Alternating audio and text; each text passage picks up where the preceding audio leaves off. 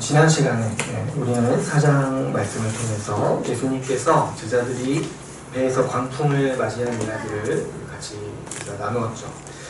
우리도 살다 보면은 이 광풍과 같은 고난을 맞이할 수 있습니다. 그런데 이 본문에 나오는 제자들처럼 천국이 이미 임하였고 우리가 그 천국에 들어갔는데 왜 우리 삶에 광풍이 있는가 하면서 혼란스러워할 수가 있는 것이죠. 천국이 이미 임했음에도 우리에게 광풍과 같은 고난이 있는 이유는 우리가 지난 시간에 같이 나눴던 것처럼 하나님 나라가 이미 임하였지만 아직 완성되지 않은 우리가 지금 겪고 있는 이 구속사의 현장이 바로 그러한 시기이기 때문에 아직 완성되지 않았기 때문에 우리가 광풍과 같은 현실을 맞이할 수 있다라고 지난 시간에 같이 나누었습니다. 여러분, 하나님 나라는 원래 천국과 같은 곳에 임한 것이 아니라는 거죠. 낙원에서 쫓겨난 이후로 눈물과 고난이 끊이지 않는 이 세상에 하나님 나라가 임하였다는 것이죠. 그러므로 우리는 이미 임한 하나님 나라에서 살면서도 여전히 이 세상에서 있는 광풍과 고난을 겪을 수가 있는 것입니다. 여러분, 광풍이 올 때, 고난이 올 때 원래 그런 것이 없었던 게 아닌 것이죠. 원래 우리가 지금 처한 현실은 무엇이냐면 원래 항상 광풍과 고난이 있던 세상에 하나님 나라가 임한 것이죠. 그래서 우리는 그 세상에 있으면서 이미 임한 하나님 나라에 들어간 것이지 원래 좋았는데 주님의 나라가 임하여서 광풍이 부는 것이 아니라는 것이죠. 여러분, 우리에게 이 지식이 있어야 합니다. 하나님 나라가 이미 임하였고 앞으로 완성될 것이라는 사실을 알 때 우리는 광풍이 불어올 때라도 당황하지 않을 수가 있는 것이죠. 우리가 고난을 겪고 광풍을 맞이하는 일은 이 완성되지 않은 세상에서 살 때 오히려 당연한 일이라고 할 수가 있는 것입니다. 오히려 우리는 광풍이 불어닥칠 때마다 이미 우리에게 임한 천국을 봐야 하고 우리와 함께 계시는 예수 그리스도에 대해서 생각하고 묵상해야 하는 것이 마땅한 것이죠. 예수님은 누구십니까? 바다와 바람을 잠잠하게 하시고 만물을 다스리시는 분께서 우리를 이 광풍과 같은 세상에서 천국으로 인도하시죠. 우리는 예수님이 누구인지 아는 지식과 믿음으로 이 광풍과 같은 세상을 유연하게 살아갈 수가 있는 것입니다. 오늘 우리가 읽은 본문, 우리 예수님이 이 광풍을 지나쳐서 이 바다를 지나쳐서 도착하신 곳에서 일어나는 이야기도 하나님 나라가 어떤 현실에 임하였는지를 우리에게 소개시켜 주고 있습니다. 우리가 오늘 이 5장 말씀을 자세히 보시면서 이 말씀을 통해서 신자답게 오늘을 살아가는 지혜가 무엇인지를 같이 나누고자 합니다.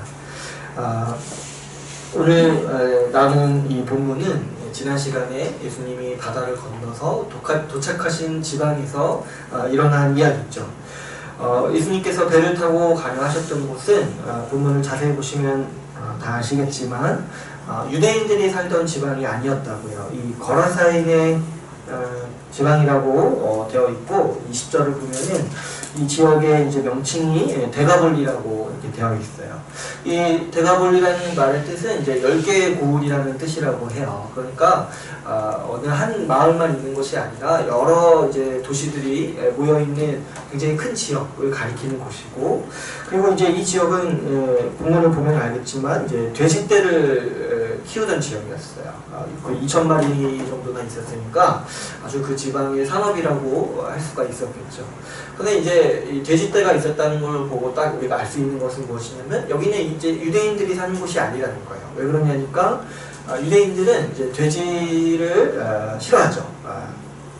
돼지고기도 아마 안 먹죠. 왜냐하면 율법에서 부정한 짐승이라고 여겨졌기 때문에 이 돼지를 키운다는 것 자체가 여기가 이제 유대인들이 사는 곳이 아니라 이방인들의 지역이다라는 것을 이제 이 본문에서 우리에게 보여주고 있는 것이죠. 근데 오늘 본문을 보면은 아주 우리가 보기 신기하고 아주 재밌는 일들이 많이 일어납니다. 오늘 본문에 보시면은 예수님께서 이 지역에 도착하시자마자 아주 인상적인 일이 일어나죠. 그게 뭐냐니까 이 더러운 귀신 들린 사람이 가장 먼저 와서 예수님을 맞이하는 거예요.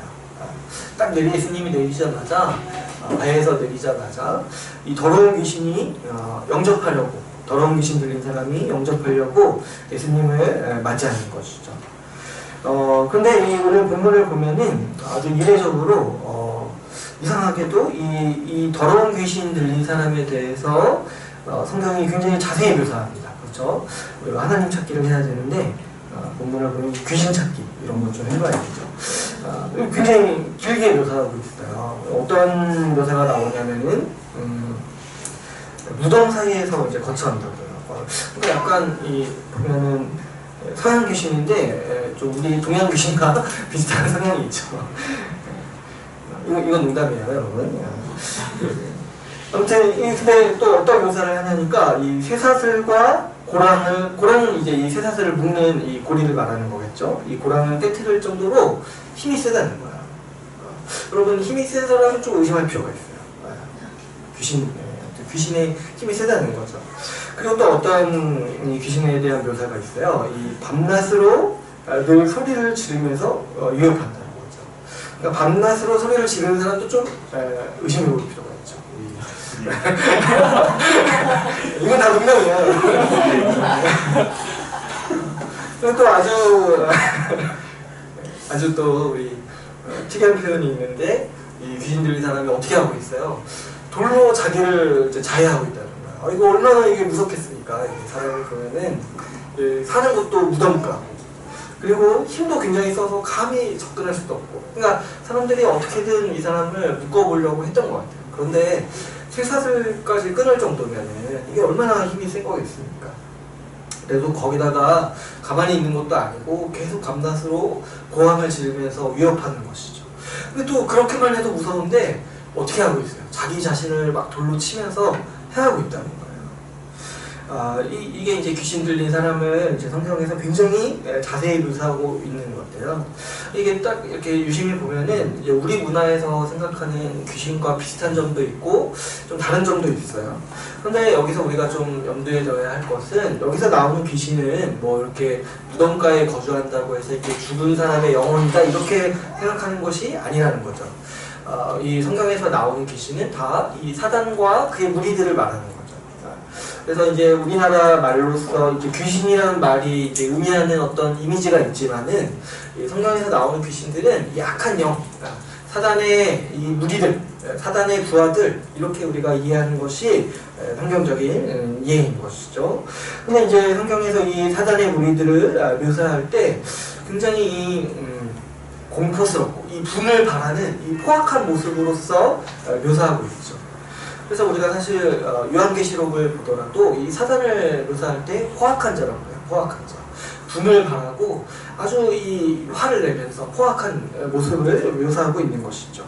그래서 이런 묘사를 통해서 우리는 이 사탄의 세력이 가진 힘과 좀 그 성격을 유추해 볼 수가 있는 거죠. 이 무덤 사이에 이제 거처한다는 것은 이제 그가 이제 뭐 죽은 자의 뭐 혼이다 이런 것이 아니라 그만큼 생명보다 죽음을 더 좋아한다는 거예요. 죽음의 냄새를 더 좋아하고, 그가 원하는 게 무엇이냐니까 이 세상에 좀 죽음을 안겨주고 싶은 거예요. 그렇죠. 우리가 이 창세기를 보기만 해도 사단이 좋아하는 것은 무엇이냐니까 인간이 죄를 짓는 거예요. 근데 그 죄를 지음으로써 무엇이 이 세상에 들어왔냐니까 죽음이 이 세상에 들어왔어요. 그래서 이제 사단의 권세를 가리켜서 다른 말로 뭐라고 우리가 부르냐면은 죄와 사망의 권세라고도 부르는 것이죠. 사단의 무리들은 이 죽음을 좋아할 수밖에 없어요. 그러니까 이 무덤가, 인간의 죽음이 아주 상징적으로 드러나는 이 무덤가에 거처하는 것이 그에게는 아주 궁궐과 같은 곳이라고 할 수가 있는 것이죠. 게다가 이 사단의 무리들은 힘이 셉니다. 거기다가 광포하기도까지도 하고 자기를 자해하죠. 이 자기를 자해한다는 것에서도 이 사단의 힘에 가진 성격을 알 수가 있어요. 이 사단에게 붙잡힌 자의 모습이 본질적으로 이러하다는 것이죠. 사단이 얼마나 힘이 세냐면은 그의 영향력 아래 있는 사람이요, 사단의 힘에 저항할 수가 없는 거죠. 이 사단의 힘에 사로잡히게 된다면 어떤 강한 사람도 그 사단의 세력과 겨루어서 이길 수 없을 정도로 그 사단의 힘이 강력하고 이 귀신의 무리의 힘이 강력하다는 것을 우리가 알 수 있습니다. 게다가 사단의 세력은 우리에게 밤낮 소리를 지르면서 우리를 위협하죠. 각종 불안과 근심, 두려움을 우리에게 심어주는 거예요. 그래서 보통 우리 인간이 갖는 두려움, 이런 근심, 걱정은 다 하나님으로부터 오는 것이 아니라고 했어요. 다 이 사단이 밤낮으로 소리 지르는 것을 들으면서 이 걱정과 근심, 불안함, 그리고 이 두려움들이 생기는 것이죠. 이 공포스럽고 포악한 힘으로 사단이 우리를 사로잡으려 하는 것이죠. 그런데 그 사단의 권세가 인간에게 주고자 하는 궁극적인 운명이 무엇입니까? 바로 자기를 자해하는 거예요. 자기를 자해하는 거. 자기를 자해해서 이 생명을 갉아먹어서 결국에 어떻게 만들고 싶은가요? 바로 이 무덤으로 들어가게 만들고 싶은 거죠. 사단이 우리에게 주고자 하는 것은 이 걱정과 근심, 공포에 사로잡혀서 또 내지는 그 사단이 주고자 하는 유혹에 사로잡혀서 결국에 하나님이 주시는 그 생명을 스스로 갉아먹고 결국에는 그 무덤가에 거주하면서 그 죽음과 죄와 사망의 권세 아래 매여서 살아가게 만들려고 하는 것이 바로 이 사단이 가진 힘이요, 이 권세라고 할 수가 있는 것이죠. 이 사단과 그의 무리들은 하나님 나라의 이 죽음을 두려우려고 하는 세력이라고 할 수가 있습니다. 그러나 우리가 이 본문을 통해서 분명히 알아야 하는 사실은 이 사단과 그의 무리들이 가진 한계에 대해서 우리가 분명히 볼 필요가 있는 것이죠. 사단은 굉장히 힘이 세고 강력한 존재예요. 그의 무리들도 굉장히 강력한 권세를 가지고 있습니다. 그런데 이 군대 귀신이라고 하죠. 이 군대 귀신은 예수님이 오자마자 어떤 반응을 보이죠? 가장 먼저 누구도 알아채지 못했는데 가장 먼저 예수님께 와서 경배하고 있는 것이죠.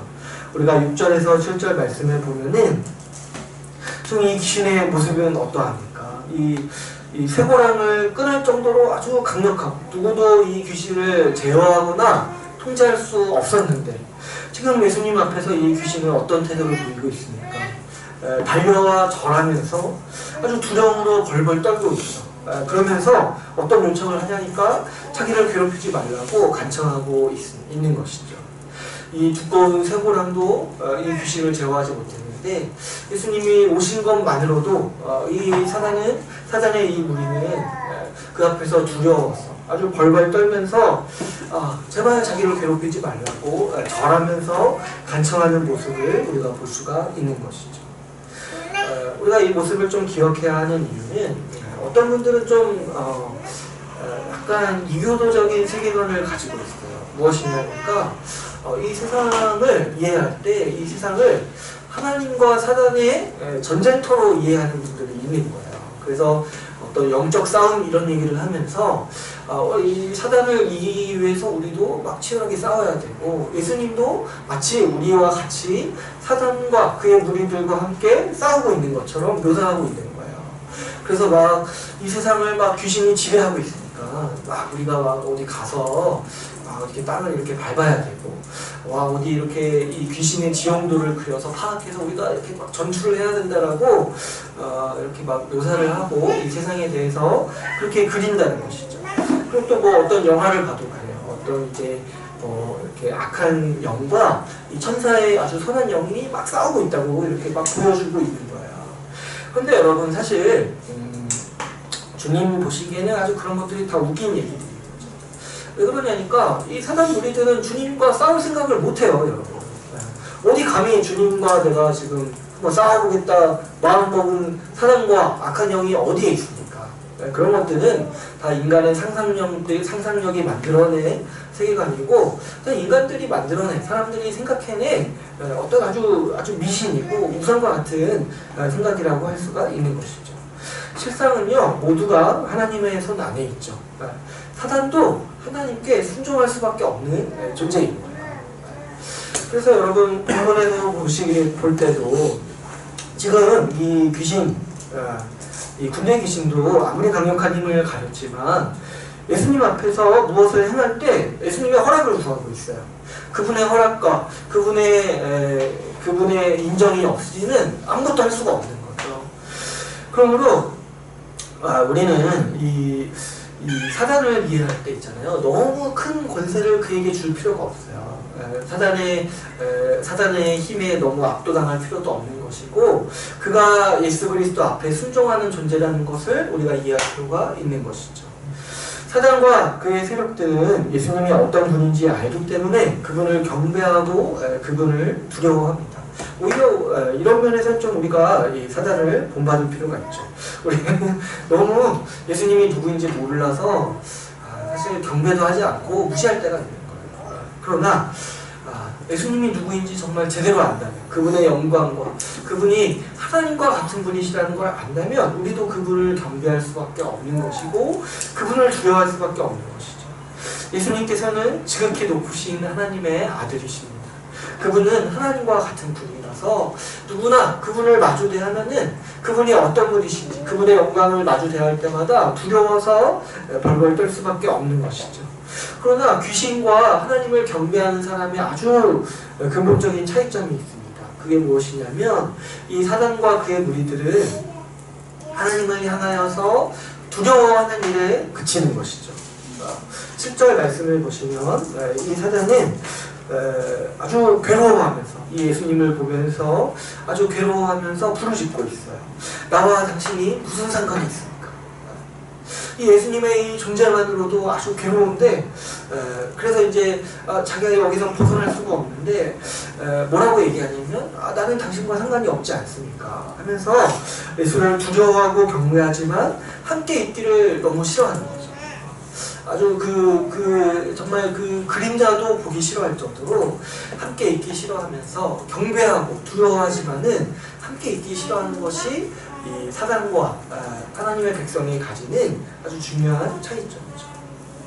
이 군대 귀신에 보면은 예수님이 이 귀신의 이름에 대해서 물어보세요. 이것도 굉장히 이례적인 일이죠. 이 귀신의 이름이 있다는 것도 이 말씀을 보면서 알 수가 있죠. 근데 이 자신의 이름이 무엇이냐고 하니까 군대라고요. 군대. 특이하죠. 자기 이름이 뭐냐니까 군대라는 거예요. 군대. 근데 왜 그러냐니까 자기 수가 많다는 거예요. 이게 보면은 지금 이 존재, 이 군대 귀신이라는 존재도 공동체예요. 공동체. 귀신의 공동체죠. 이 지금 군대 이 수많은 숫자가 함께 연합하여서 한 곳에 동거하고 있는 거죠. 근데 이제 군대라고 하니까 우리가 이제 궁금한 게 이제 도대체 몇 마리의 귀신입니까? 이 숫자를 뭐라고 세야 되나?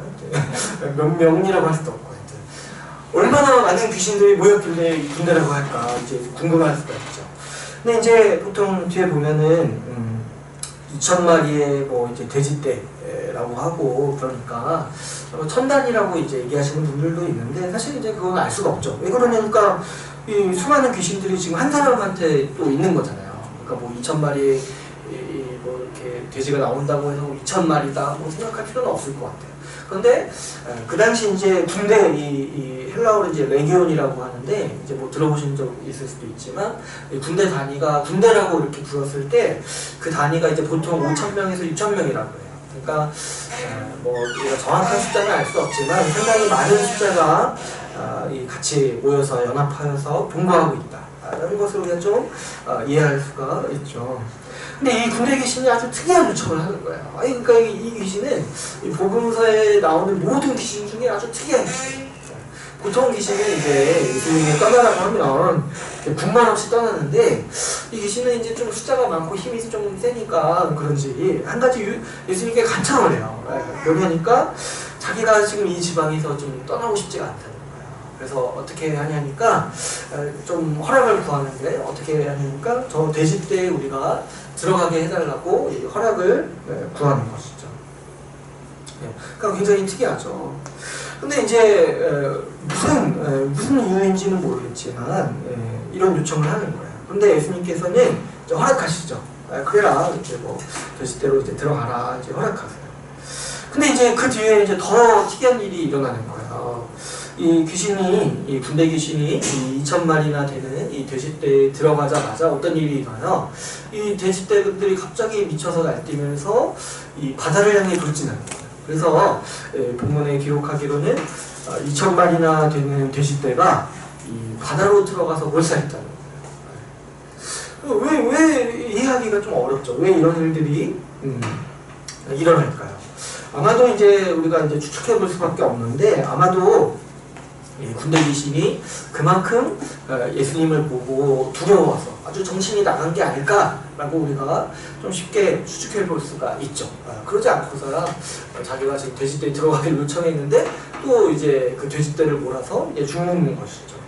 그래서 또 한 가지 우리가 좀 더 생각해 보면은 또 한 가지 추측도 가능할 수가 있는데, 지금 이 군대 귀신은 아마도 생각하기에 예수님을 향하여서 이 잔꾀를 부리는 거라고 좀 추측해 볼 수도 있어요. 왜 그러는가 하니까, 지금 이 사단의 무리들, 이 군대 귀신이 원하는 게 뭐예요? 지금 예수님이 좀 여기에 있는 게 싫은 거예요. 그죠? 예수님이 여기에 있는 것 자체가 지금 자기한테 너무 괴로운 거예요. 그래서 예수님 지금 우리와 당신이 무슨 상관이 있기에 여기까지 오셨습니까? 라고 지금 하소연을 하고 있는 것이죠. 그래서 지금 이 군대 귀신의 아주 원하는 바가 뭐냐니까 예수님이 떠나가는 거죠. 떠나시는 거죠, 이 지역을. 그래서 이 좀 귀신의 좀 상태를 좀 보고, 이 의도를 보고 좀 본문을 보면은, 뒤에 나오는 이 지역 사람들의 반응이 있잖아요. 뭐냐니까, 돼지떼가 죽은 것을 보고 예수님이 떠나기를 이 지역 사람들이 간청하죠. 그러니까 좀 이런 일련의 현상들을 본다면, 지금 이 귀신들은 아주 좀 아주 간사한 꾀를 내서 예수님께 조금 약간 예수님을 전략적으로 대하고 있는 것이 아닌가, 이런 생각이 드는 것이죠. 이 사단의 무리들이 예수님으로 인해서 이 지역 사람들에게 너무 굉장히 큰 재산의 피해를 안기고, 그래서 예수님을 떠나도록, 예수님이 이 지역에 발붙이지 못하도록 좀 만들려는 것이 아닌가, 좀 추측할 수가 있지 않을까 생각이 드는 거죠. 그래서 이제 사단의 무리들이 약간 잔꾀를 부리는 거라고 생각할 수가 있는 것 같아요. 그래서 이제 말로는 우리가 좀 더 돼지떼에 들어가도록 요청을 하지만, 실상은 자기들이 이 돼지떼를 죽임으로써 예수님을 이 지역에서 물러가게 하려는 그런 관계가 아닌가, 그런 생각을 좀 해보게 되는 것이죠. 여러분, 이 사단의 무리들이요, 얼마나 열심히 있는지 한번 좀 생각해 보세요. 이 사단의 무리들이요, 자신의 나라를 세우기 위해서, 또 예수님을 향해 대적하기 위해 얼마나 큰 열심을 보입니까? 앞서서 예수님께서 그 귀신을 쫓아내실 때 사람들이 지금 당신은 귀신의 힘을 빌어서 귀신을 쫓아내는 거라는 비난을 했을 때 예수님도 얘기하셨죠. 사단도 자신의 나라를 세우기 위해서 노력한다. 근데 왜 사단이 스스로 사단이 자기의 무리들을 쫓아내겠냐, 그런 일이 없다라고 말씀하셨죠. 근데 이제 본문을 봐서라도 지금 어떤 걸 우리가 알 수 있냐니까, 이 귀신의 무리가 자신의 세력을 공고히 하기 위해서 아주 잔꾀를 부리고 지금 어떤 거예요? 지금 돼지를 몰아서 이제 죽었잖아요. 그러니까 얼마나 지금 자기 희생 이런 거 볼 수가 있습니다. 이 사단의 무리들도요, 이 자신의 나라를 세우기 위해서, 이 사단의 무리를 세우고 사단의 영향력을 공고히 하기 위해서 아주 그냥 자기를 바쳐서까지 어떻게든 예수님을 몰아내고자 열심을 내고 있는 것이죠. 그들은 이 예수님을 경배하고 두려워하면서도 어떻게든 예수님과 그분의 나라를 대적하려고 하는 것이죠. 그래서 여러분, 우리가 본문을 통해서 분명히 알아야 하는 사실은, 이 세상에는 여전히 사단의 세력이 있다는 사실인 것이죠.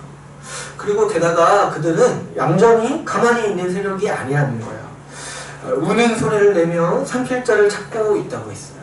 어떻게든 하나님 나라를 침해하고, 어떻게든 그 나라를 이기기 위해서, 어떻게든 자신의 나라를 이 땅에 세우기 위해서 아주 헌신하고, 아주 정말 그들의 할 수 있는 최선의 노력을 다해서 지금 일하고 있다는 사실이시죠. 여러분, 우리가 이 말씀을 통해서 알 수 있는 사실은, 이미 임한 하나님 나라는요, 이 평화로운 세상에 임한 것이 아니라는 거예요. 사단과 그의 세력이 강력하게 붙잡고 있는 그 시대, 그 세상에 하나님 나라가 임했다는 것이죠.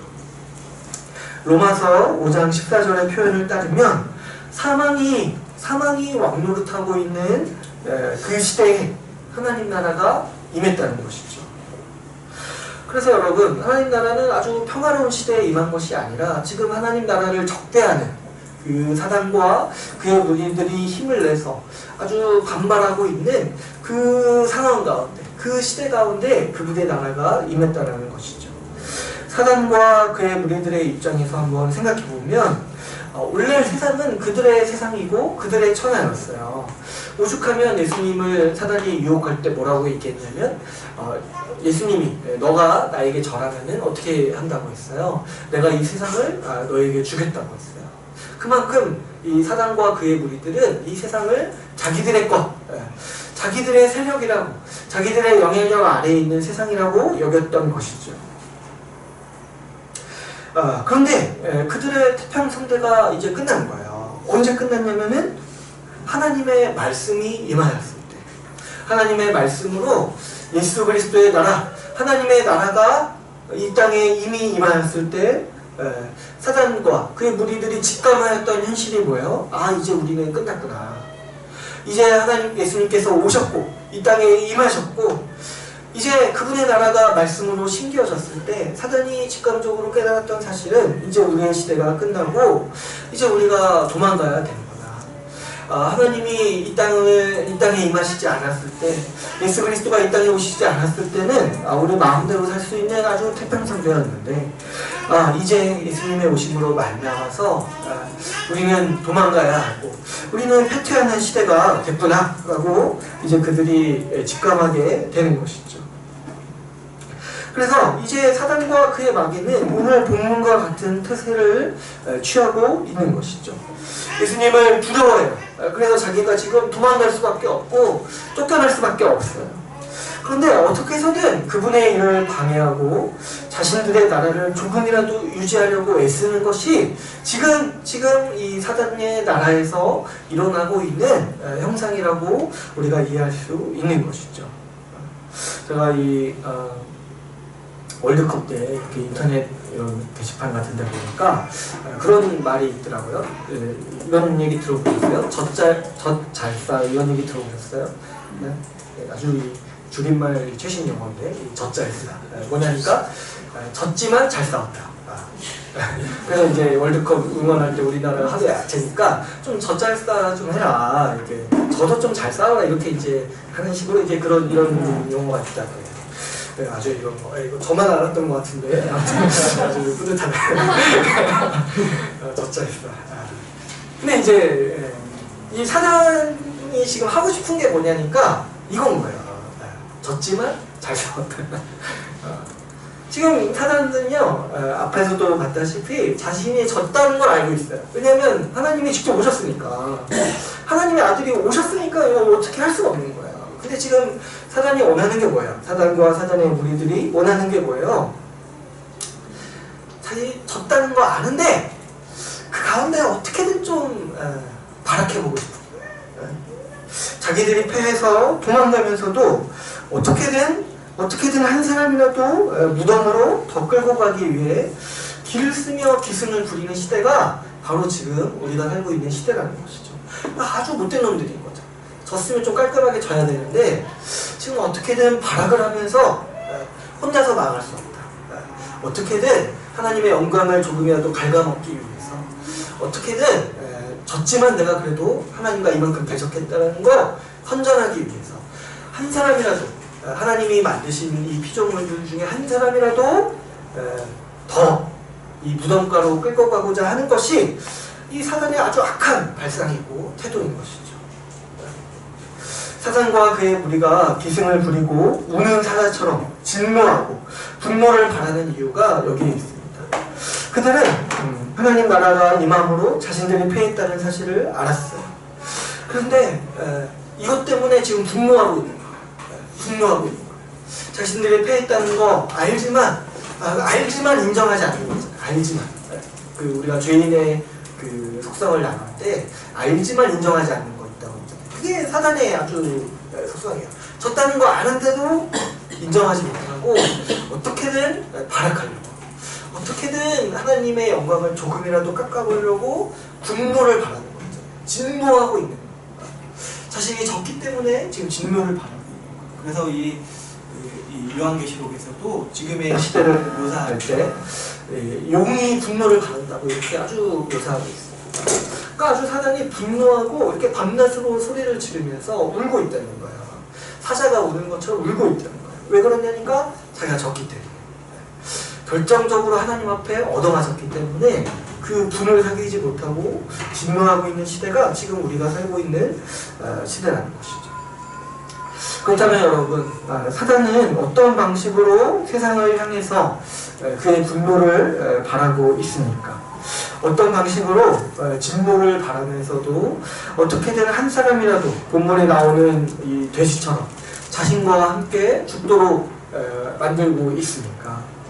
우리가 흔히 좀 잘못 생각하는 것 중에 하나가 뭐냐면은 이 사탄의 지배를 자꾸 영적이라고만 생각을 한다는 거야. 이 말 자체도 좀 어폐가 있지만 물론 영적인 지배예요.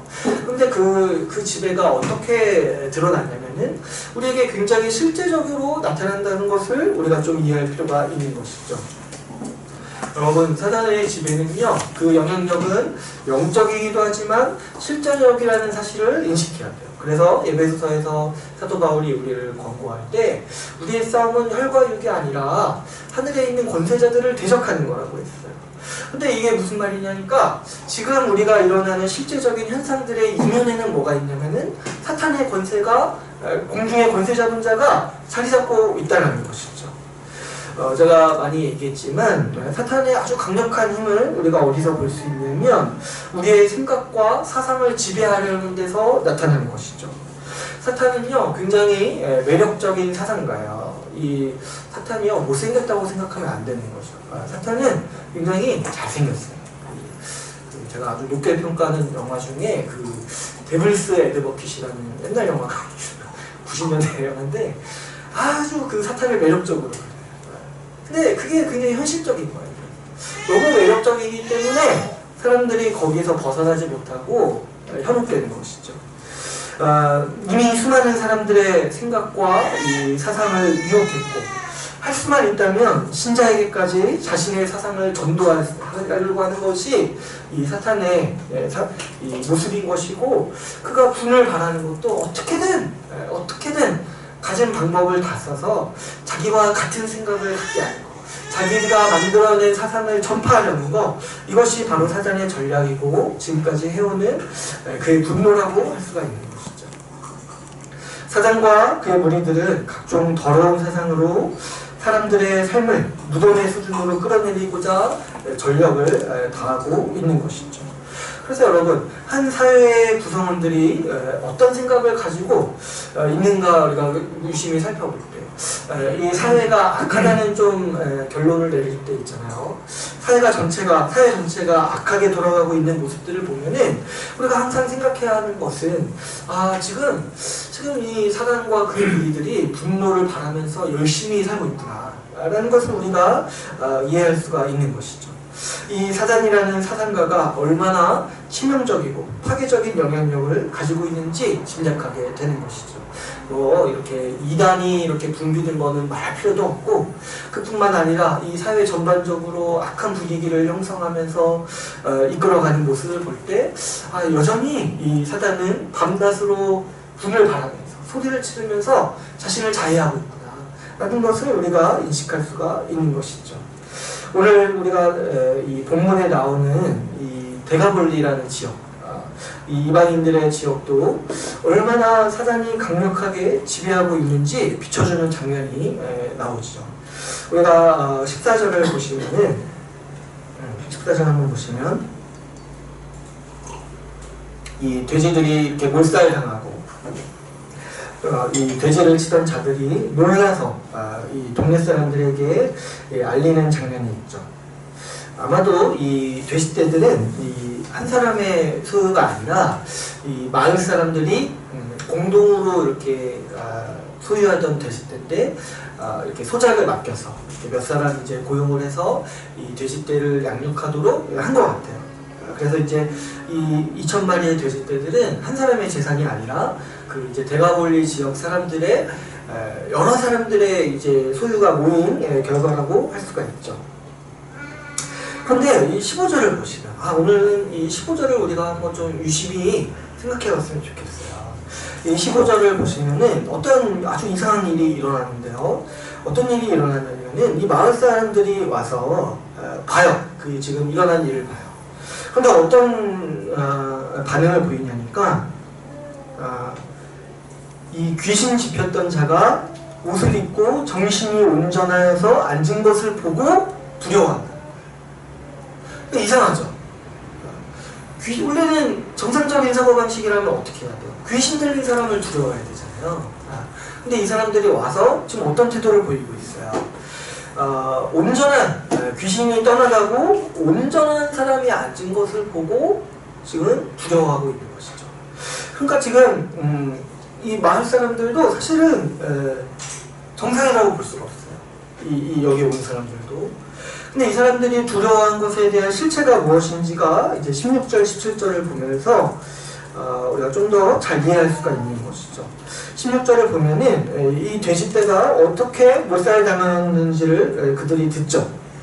근데 그것을 듣고 그들이 취하는 행동이 17절이에요. 17절. 17절에서 그들이 어떻게 반응을 합니까? 예수님을 향해서 간청하죠. 예수님을 향해서 두렵고 떨리는 마음으로 예의를 갖춰서 무엇을 요청하냐니까 여기를 떠나기를 간청하죠. 이 마을 사람들. 이 마을 사람들은 왜 예수님이 떠나기를 간구했습니까? 그들에게는요, 이 귀신 들렸던 사람이 온전해졌다는 이 사실보다는 이 돼지들이 죽어서 자신들이 입은 손해가 더 크게 다가왔던 것이죠. 그래서 이 귀신 들려서 날뛰는 광인보다 자신들에게 막대한 손해를 안겨준 이 온전한 사람, 그리고 예수 그리스도를 보고 더 두려움을 느끼고 있는 것이죠. 17절에서 그들이 예수님께 보이는 태도는 놀랍게도 앞서서 군대 귀신이 예수님께 보인 태도와 같은 태도인 것이죠. 예수님을 두려워하면서도 또 예수님께 최대한의 예의를 갖추면서도 떠나시기를 간구하고 있는 것이죠. 사람이 온전해졌다라는 그 사실보다 돈을 더 사랑하는 것. 사람보다 돈을 더 사랑하고 돈을 더 사랑하기에 예수님을 거부하는 이 태도. 이쯤 되면 우리가 본문을 통해서 분명히 드러나는 사실 중에 하나는 귀신 들린 사람은요, 사실 이 한 사람이 아니라는 거예요.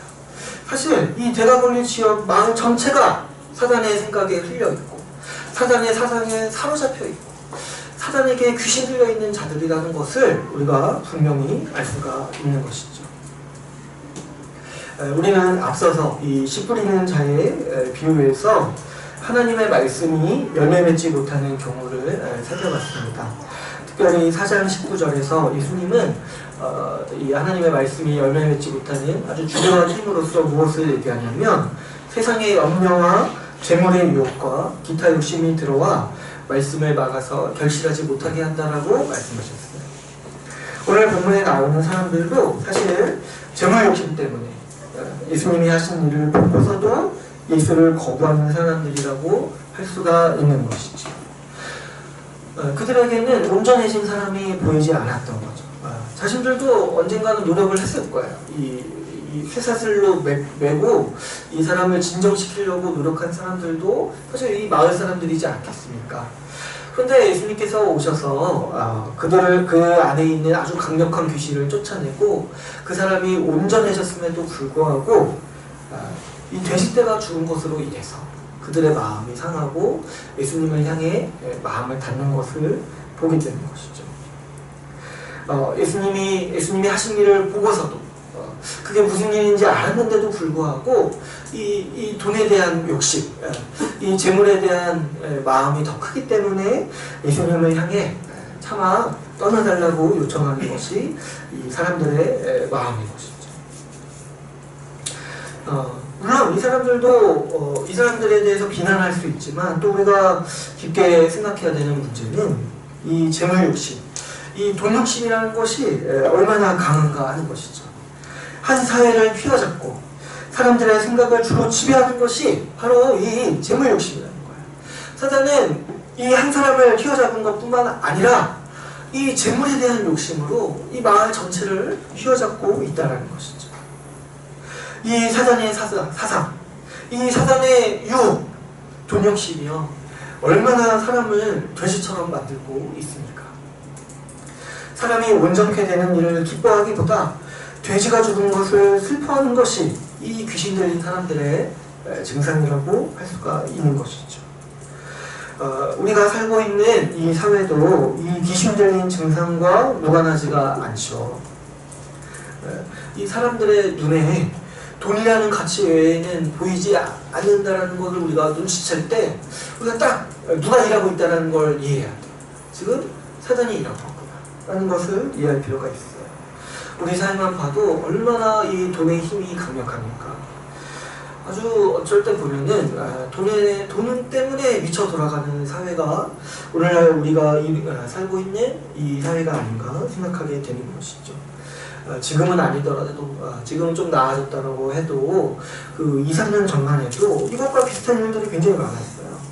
이 세월호 진상조사 할 때 돈 들어가고 세금 들어간다고 중단해야 한다고 버젓이 말하는 국회의원들이 있었고 언론이 있었고 그렇게 버젓이 아주 노골적으로 말하고 돌아다니는 사람들이 있었던 것이죠.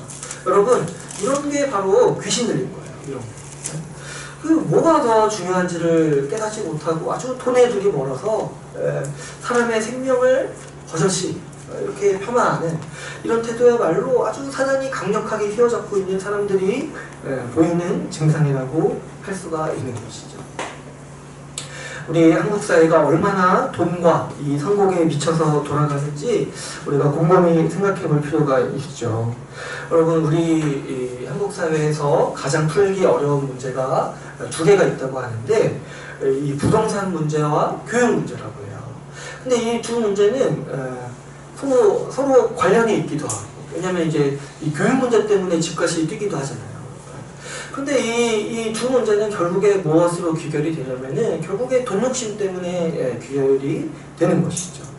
여러분, 우리 사회에서 자녀 교육에 이렇게 열을 내고 아주 정말 자녀 교육의 정성인 이유가 무엇입니까?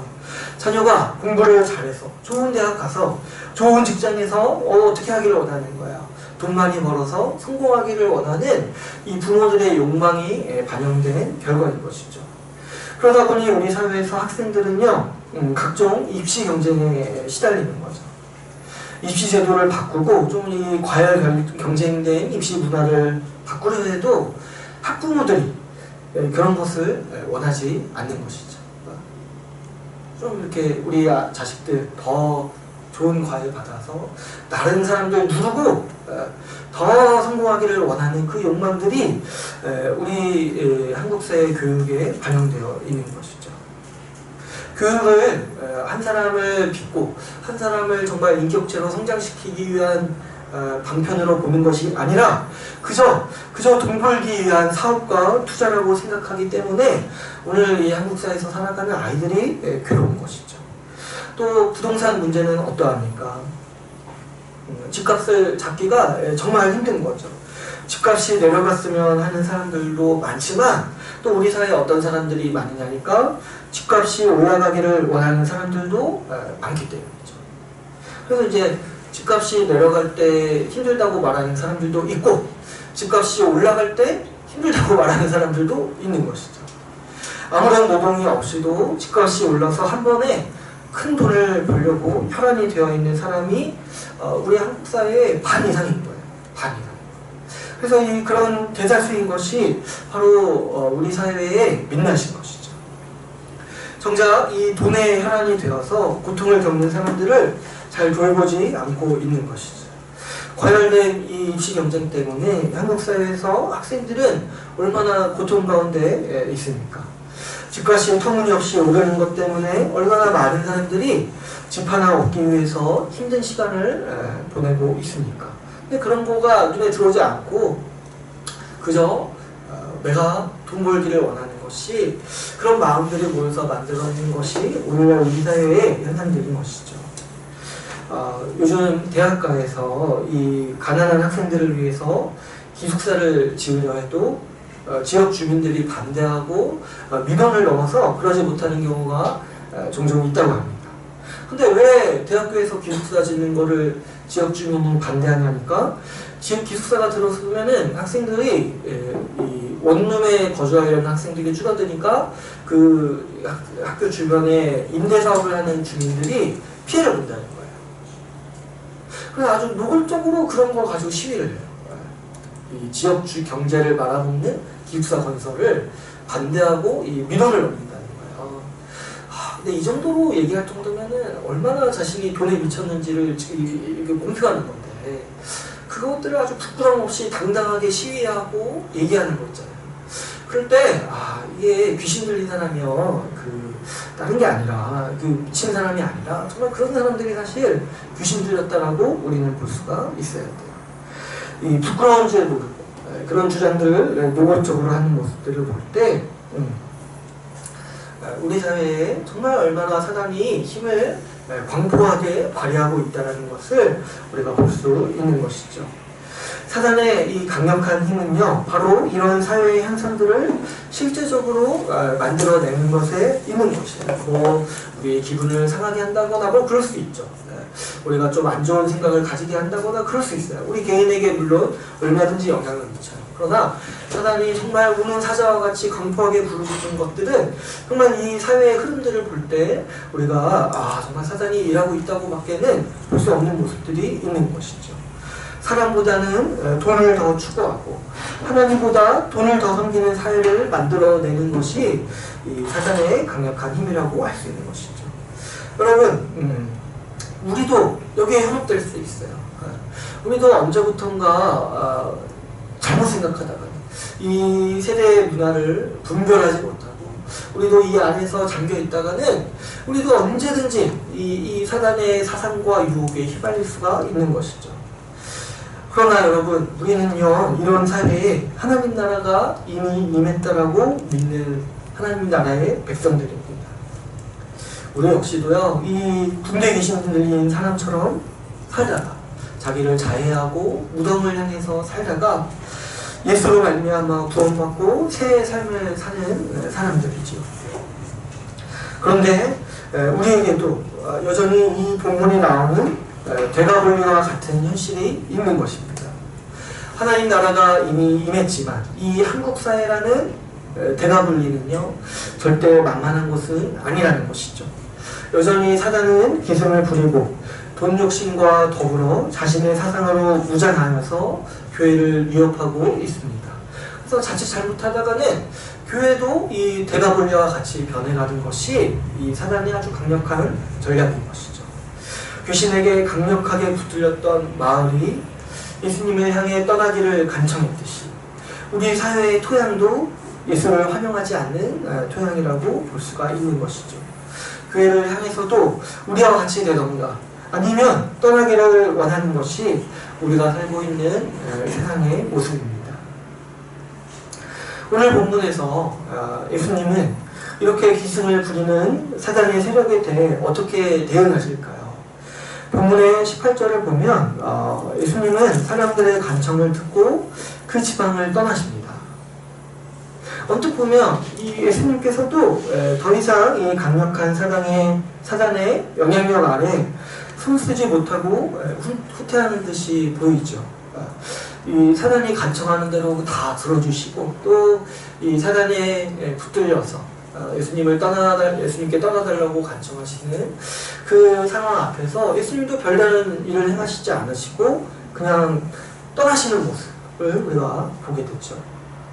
그런데 예수님께서는 한 가지 우리에게 또 다른 모습을 보여주시는데요. 여기 18절에 보면은 이 중에서 이 지금 대가볼리라는 미쳐 돌아가는 상황에서 제정신 차린 사람이 한 명 있는 거예요.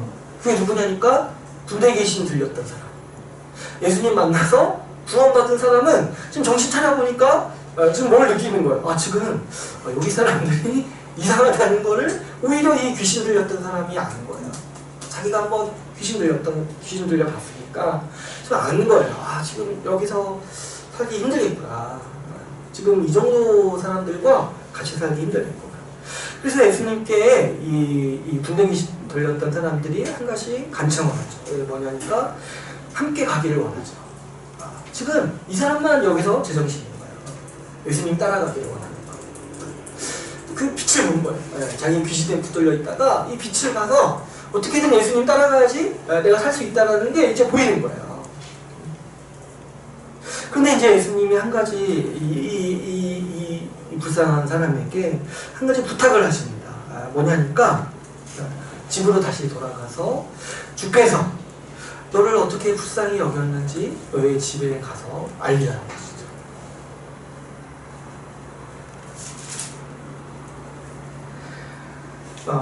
그래서 근데 이 사람이요. 지금 어떤 일을 행했냐니까 단순히 자기 집에 가서 예수님이 하신 일을 말하지 않고 20절을 보면은 어떻게 얘기를 해요?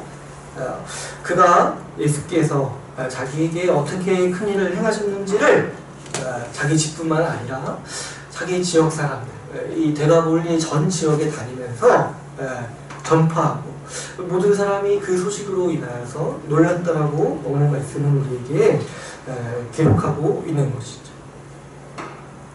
바로 이 19절, 20절 말씀에 바로 여기에 이미 임한 하나님 나라를 향해 적대하고 대항하는 사단을 향한 예수님의 지혜와 대응이 담겨있다고 볼 수가 있죠.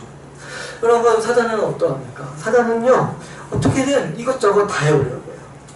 근데 있잖아요, 놀랍게도 하나님은요, 때로는 어떻게 보이냐면은 사단이 하고 싶은 거 다 하도록 하나님은 용인하시는 겁니다. 네가 할 수 있는 거 다 해봐라. 네 모든 능력을 다 사용해서 나를 한번 막아봐라 라고 그런 태도로서 사단을 대하시는 것 같은 거예요. 하고 싶은 거 다 해봐서 어떻게 한번 해봐라. 한번 어떻게 나를 막아보고 이 나라를 한번 막아봐라 라고 하나님은 말씀하시는 것 같아요. 그래서 오늘 예수님이 뭐 이 군대 귀신의 계략 이런 거 몰랐겠습니까? 예수님도 군대 귀신이 하고자 하는 대로 다 허락했던 것이죠.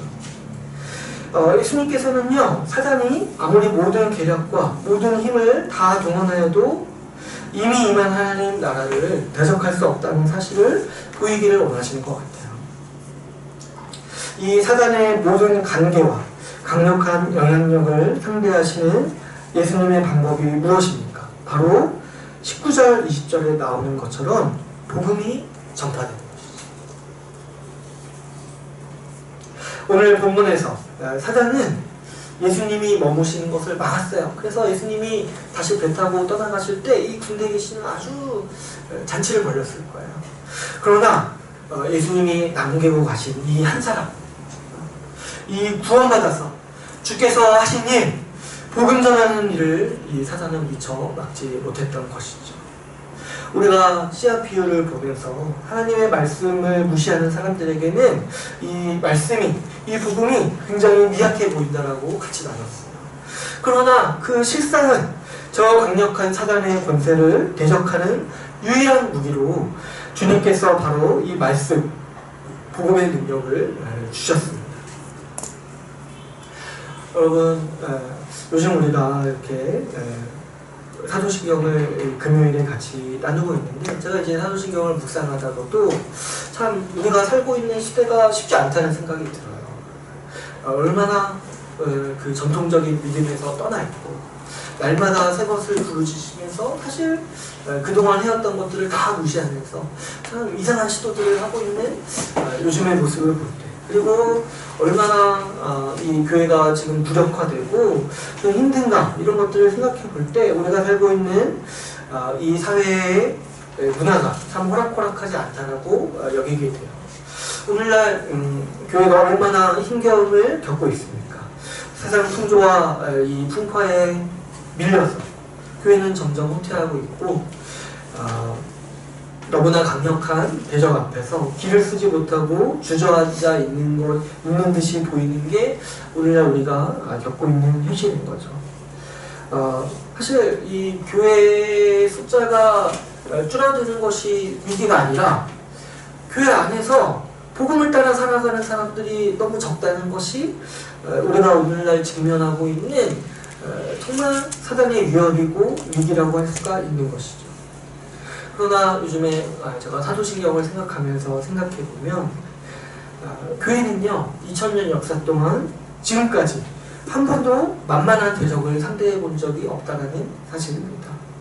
초대교회는요 목숨을 위협하는 박해와 맞서 싸웠죠.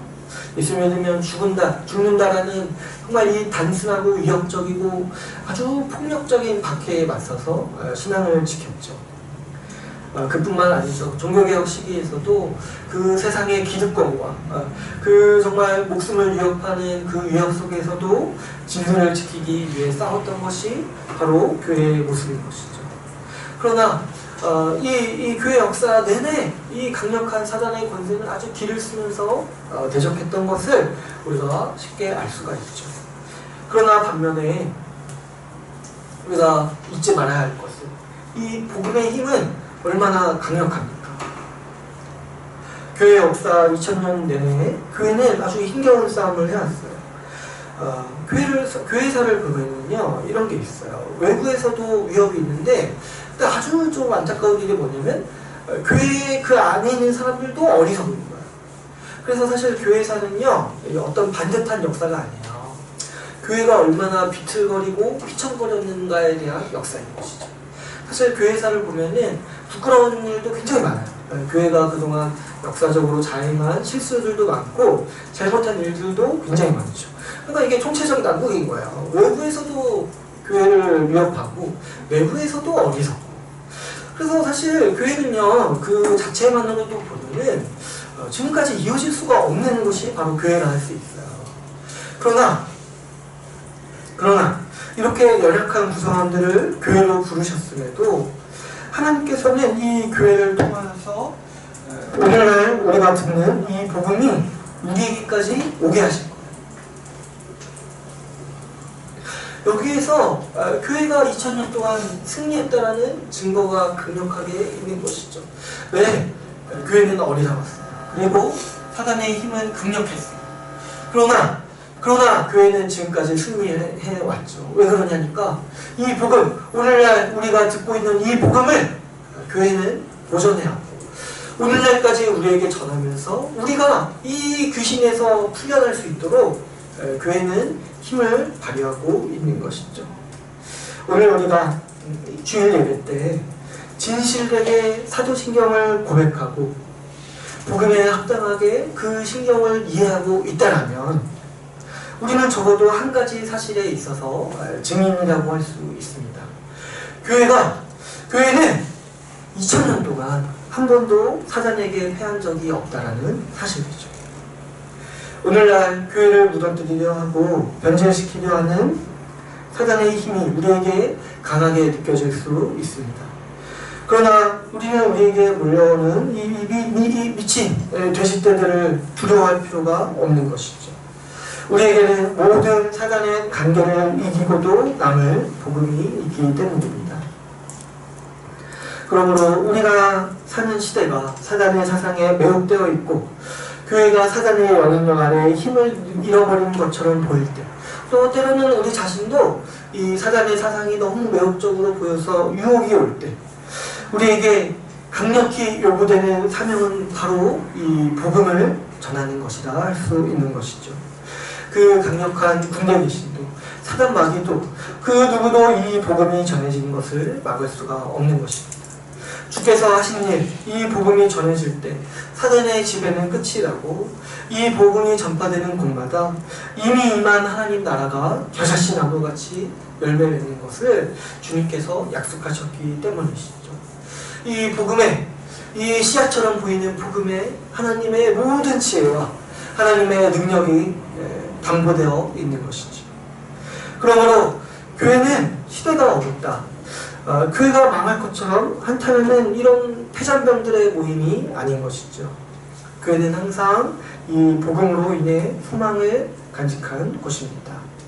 오늘 본문에서 주님은 떠나가셔도 복음 전하는 한 사람을 남겨주셨듯이 오늘날 우리에게 복음을 전해주시고 소망이 있다라고 말씀하시는 분이 바로 우리 주님이시라는 사실을 기억해야 하는 것이죠. 그러므로 교회는 이 사단의 계획에 맞서기 위해 다른 전략을 짜낼 필요가 없는 것이죠.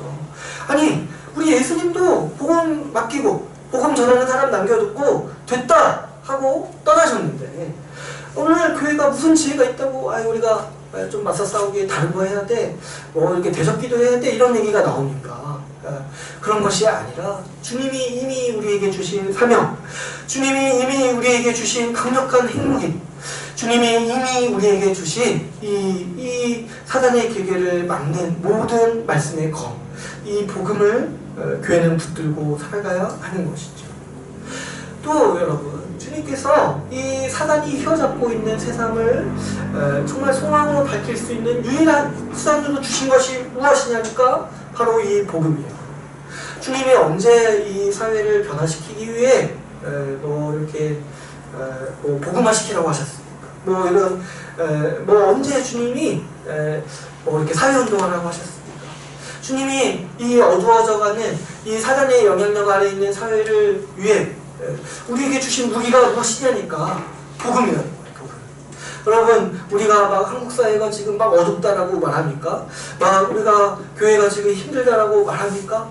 근데 그럴 때일수록 기억해야 되는 것이 무엇이냐니까 주님이 그때 견디라고, 주님이 그때 좀 다르게 살아보라고 우리에게 주신 것이 바로 이 복음이라는 거예요. 우리가 지금 우리의 입장은요, 사회가 어둡다, 지금 뭐 교회가 힘들다, 이런 말을 하라고 주님이 모이게 해주신 것이 아니라 우리에게 복음을 전하라고 우리를 모이게 해주셨고 우리에게 복음을 들려주신 것이죠. 여러분, 주님께서 우리가 직면하고 있는 이 사회의 어둠을 밝히라고 우리에게 복음을 주신 것을 알고 우리가 믿기를 원합니다.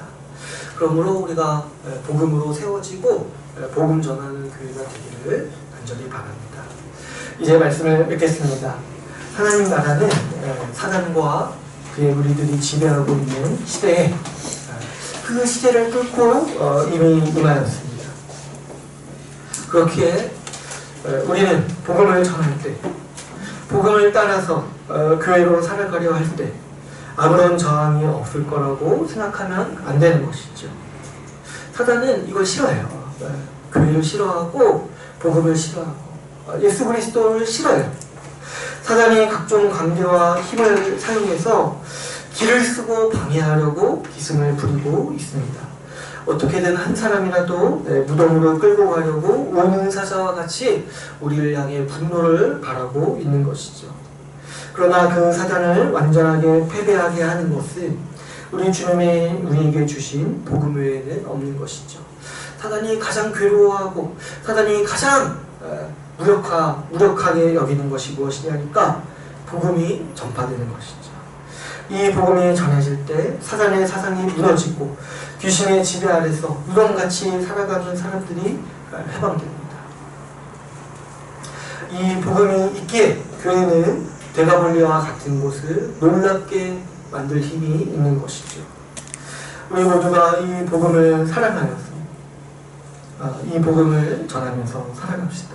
우리 각자가 어떤 들이냐니까 이 대가볼리 같은 곳에서 살다가 주님 만나고 귀신 쫓아버리고 제정신 차리며 사는 사람들이죠. 그러니까 우리가 얼마나 서로가 서로에게 귀중합니까? 안 그렇으면 우리도 혼자서 이렇게 살아야죠. 이 대가볼리에서 이 사람처럼 혼자서 전해야 되잖아요. 근데 그렇지 않고 우리가 이제 제정신 차리고 이제 정말 함께 힘을 합쳐서 복음을 전해야 되는 교회로서 주님께서 우리를 불러주셨습니다.